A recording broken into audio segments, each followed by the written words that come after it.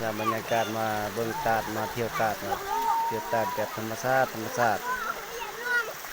ซ่านก็เมื่อย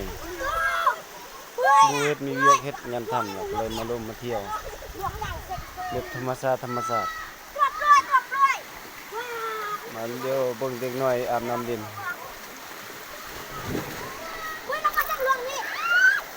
โอ้ยโอ้พยายามเลย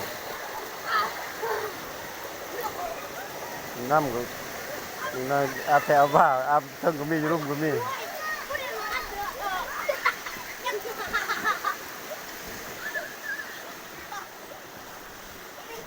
เบิ่งเด้อพี่น้องเบิ่งแบบธรรมชาติอันนั้นมันอาจจะเป็นบ้านเนาะบ้านอันที่ดิบเนี่ยนี่ก็ตาอยู่แคมป์บ้านสิก็บ่ได้ไกลปานใด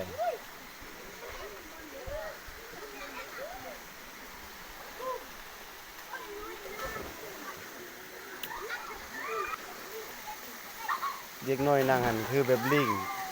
ก็คือแป๊กอยู่หั่นแหละ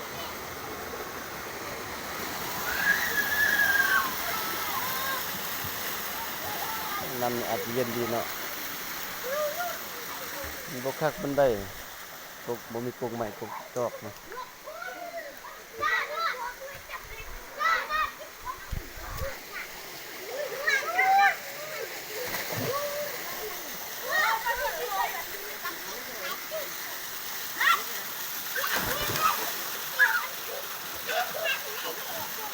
จะดูดลงมาเลย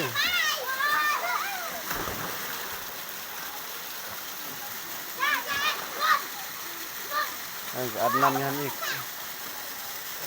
โอ้วิวก็ม่วนดี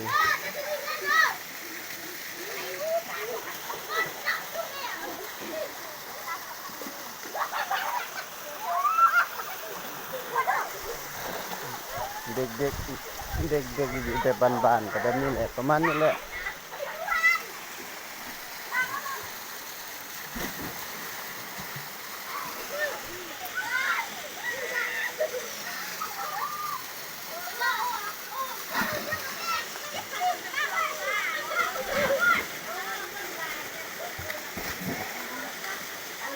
อาบน้ำโม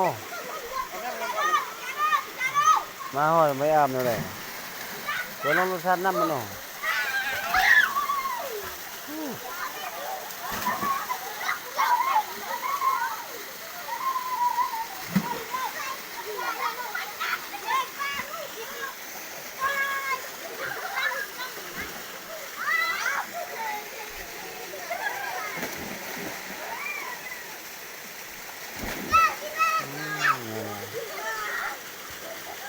มันเรียนยัง